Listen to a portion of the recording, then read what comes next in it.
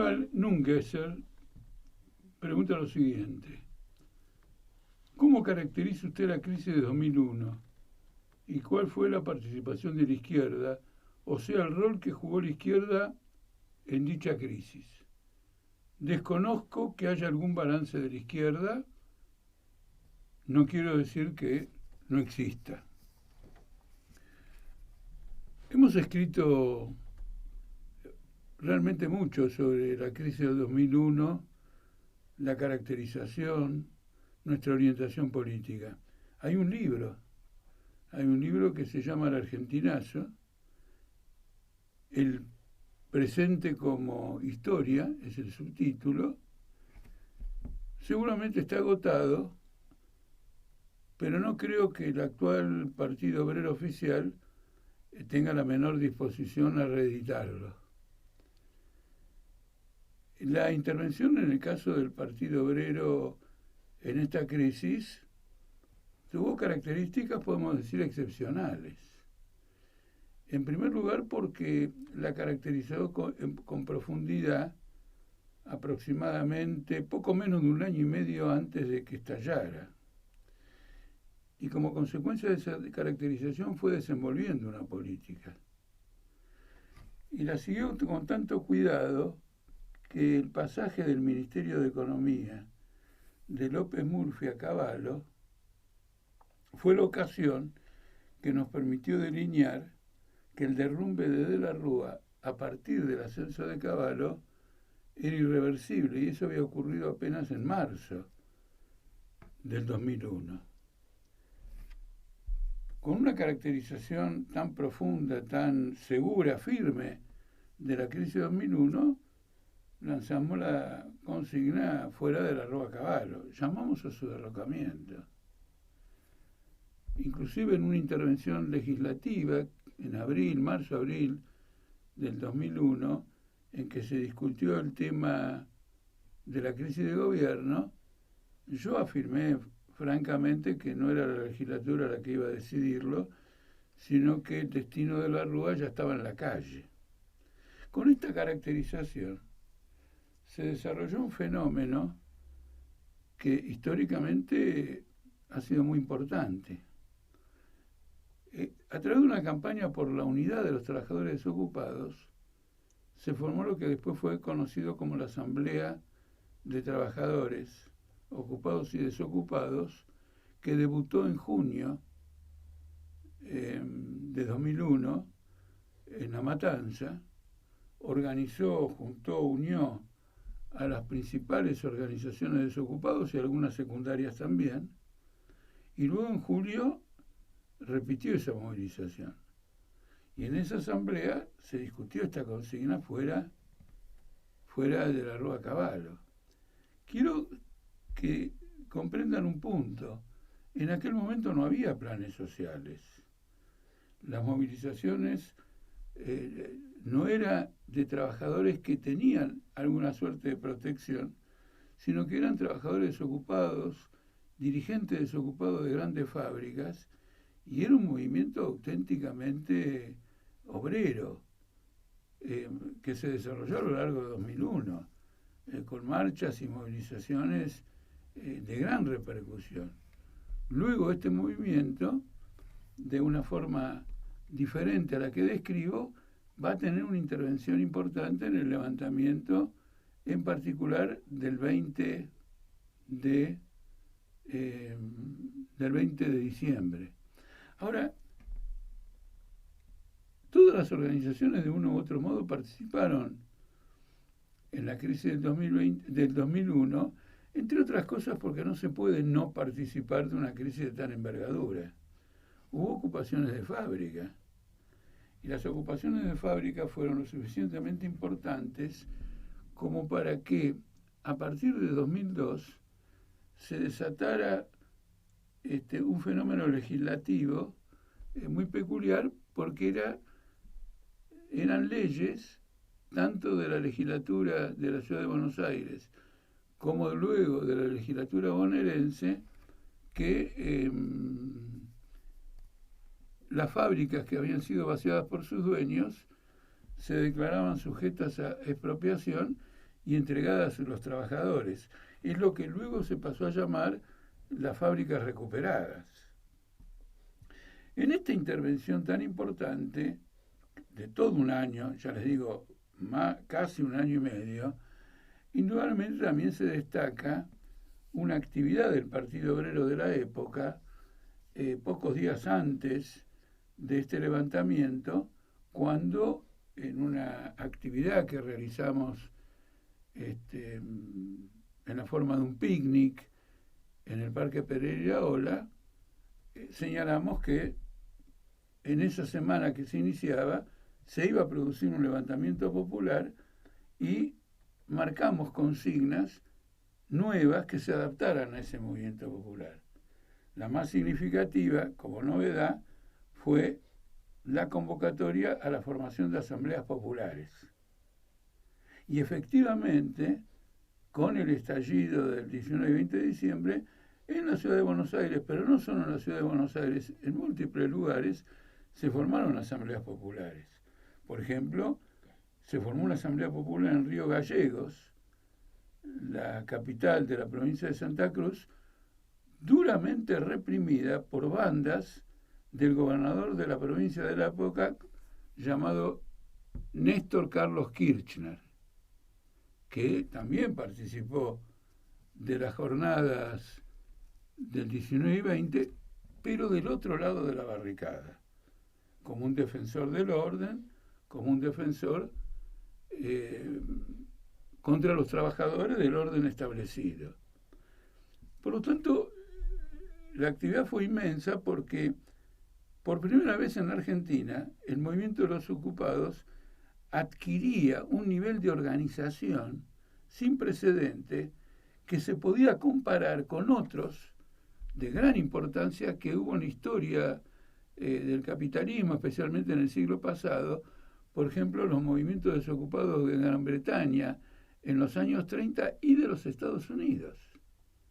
El movimiento de desocupados de los Estados Unidos, bajo la forma de asambleas, cortes y piquetes, fue tan importante que el gobierno norteamericano designó a quienes en aquel momento eran dos coroneles, el coronel MacArthur y el coronel, bueno, ahora no, se me escapa, me olvido el nombre, que comandó la invasión de las tropas aliadas a Italia, y en el caso de MacArthur fue el general que luego de Pearl Harbor organizó la guerra de Estados Unidos en el Pacífico, pero en el año 1933 estaban reprimiendo en Washington grandes concentraciones de trabajadores desocupados. Nosotros elaboramos en aquel momento una política, planteamos una política importante. Como había fábricas ocupadas y una presión por su expropiación y una presión para que fueran dirigidas por los trabajadores, lanzamos una campaña por federar todas las fábricas ocupadas e incluso intervenir en los bancos para organizar el financiamiento y la coordinación con todas las fábricas ocupadas. Este movimiento de fábricas ocupadas no alcanzó la envergadura, por ejemplo, que tuvo en Italia en 1919, donde en ciudades como Torino se ocuparon, por ejemplo, el 100% de las fábricas.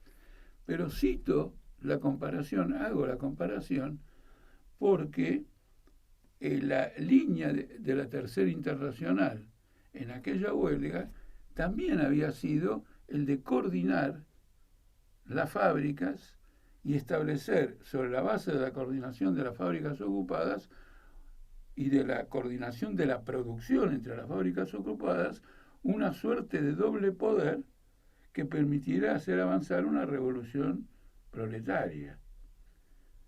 Ese trabajo político en Italia no se hizo, el movimiento refluyó y luego vino Mussolini.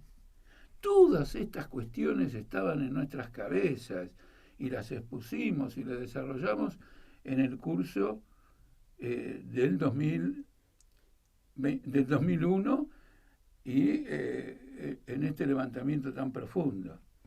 El movimiento de desocupados, sin embargo, se quebró. en la semana del levantamiento popular, porque dos fracciones importantes, la CTA y la CCC, al ver que el movimiento tomaba un cariz de un levantamiento popular, decidieron romper con el movimiento y levantar una movilización que ya estaba prevista para el día 20 de diciembre, sin saber cuando se previó que esa iba a ser la jornada culminante de un levantamiento popular. De manera que una experiencia también del movimiento es que luego del 20 de diciembre el movimiento piquetero se reconstituye bajo otras formas políticas, bajo otras formas de alianzas, etcétera, y la CCC y la CTA quedan completamente, digamos, apartadas de este movimiento. La CTA, no en el campo piquetero, sino en general, prefirió darle la espalda al levantamiento popular y decidió llevar adelante una campaña de firmas para que se tratara una ley, como se dice ahora, de un salario popular, esto que propone Grabois, ¿no es cierto?, un salario mínimo de características populares, que tampoco era un salario igual al costo de la canasta familiar. No se puede entender el empuje político posterior, tanto de la izquierda como de distintos sectores sindicales, en el subte, en la zona norte del Gran Buenos Aires, en el interior del país, sin este escenario previo. Ni tampoco algo que fue importante en el momento, que fue el desalojo de la Franja Morada de la Universidad de Buenos Aires. Asociada de la Rúa, pagó todo el costo de esa asociación y por primera vez la izquierda pasó a dirigir centros importantes que luego fue manteniendo, por lo menos en algunos casos, dentro del movimiento estudiantil. De manera que sí que hay un balance, tenemos una concepción, etcétera. Lo que quiero decir es también que cuando se producen movimientos profundos en las masas, que luego no tienen continuidad y aparecen como una interrupción, y aparece el kirchnerismo, y gracias a los grandes altos precios internacionales logra reconstruir algún control de la economía, y debido a la inflación tiene que derogar la ley anti-indexación y permitir nuevamente las paritarias, porque la devaluación y el abandono de la convertibilidad provocaron una inflación absolutamente extraordinaria. No quiere decir que la historia del movimiento se terminó. Pasado un cierto reflujo, ofreciendo oportunidades de reconstitución del sistema político gracias a ese reflujo, con la propia crisis del sistema político, que en el fondo no cambió absolutamente nada, se va de nuevo reconstituyendo un movimiento popular, un movimiento obrero, un movimiento de masas, y las condiciones para nuevos levantamientos. Nosotros estamos en las vísperas de eso nuevamente. Por lo tanto, la pregunta o la preocupación o el interés de Jorge Aníbal Nungesser es muy apropiada. Probablemente hay algún aspecto que dejo de lado en todo este enfoque. Algo que me viene ahora es lo siguiente. Cuando el Partido Obrero de la época hacía todos estos señalamientos, la reacción en general del centro izquierda y de la izquierda decía, bueno, hacen pronósticos apocalípticos, son gente catastrofista. Y salió más de un artículo y hasta prólogos de libros denunciándonos como una corriente política que tenía visiones completamente alejadas de la realidad. De ninguna manera. Se cumplió pocas veces tan claramente un pronóstico político. Más aquel picnic del domingo previo al levantamiento popular, en que hacemos un ajuste de consignas, también ocurrió. Hay algo que sí se me olvidó, el destino de las asambleas populares. Siendo un movimiento de mucha importancia las asambleas populares, fundamentalmente a lo mejor reuniendo a las clases medias, pero si se extendían al Gran Buenos Aires, distintas localidades, iban a adoptar otro carácter. En el caso de la ciudad de Buenos Aires, el gobierno de Ibarra, que era, era el jefe de gobierno en aquel momento, un de la Rúista, o mejor dicho, un frepacista aliado de la Rúa, que luego se va a convertir al kirchnerismo. Es importante también, ya que se dice que hay que tener memoria, aplicar esto de que hay que tener memoria para el caso. Tuvo una intervención extremadamente divisionista que algunas corrientes de izquierda acompañaron. Es decir, ¿qué significa divisionista? No trabajar por el interés general del movimiento y trabajando por ese interés general, mostrar cuál es la corriente que cumple un verdadero papel de dirección, sino hacer lo contrario. Tratar permanentemente de dar una pelea faccional en función de la conquista de posiciones políticas completamente efímeras, que le dan el gusto del momento, la zona de confort, a algún aparato de menor cuantía. Nosotros planteamos la unidad de las asambleas populares en el movimiento piquetero, y en el movimiento piquetero el polo obrero jugaba un gran rol. Otra cosa importante, ¿por qué se llama polo obrero? ¿Por qué le pusimos ese nombre? Porque a diferencia de otras corrientes, reafirmamos el carácter de clase de los trabajadores desocupados. Es decir, que un trabajador desocupado y un trabajador ocupado pertenecen a la misma clase social, inclusive por una cosa menor pero fundamental. No existe esa división entre ocupados y desocupados. En primer lugar, hay muchos trabajadores que están parcialmente desocupados y tienen ocupaciones transitorias o más o menos permanentes, y ningún trabajador que en este momento esté trabajando está a salvo de que lo despidan. En la clase obrera el tránsito del despido y el tránsito de la contratación fluyen todo el tiempo. Poner una barrera a la clase obrera haciendo una distinción en estos términos para que uno se forme, un sector quede como tributario del Estado y de una asistencia social y el otro no, digamos, no lleva a nada positivo para la clase obrera. Además hay que tener presente lo siguiente: todas las estadísticas indican que el salario medio de un trabajador ocupado hoy en la Argentina es inferior al costo de la canasta familiar.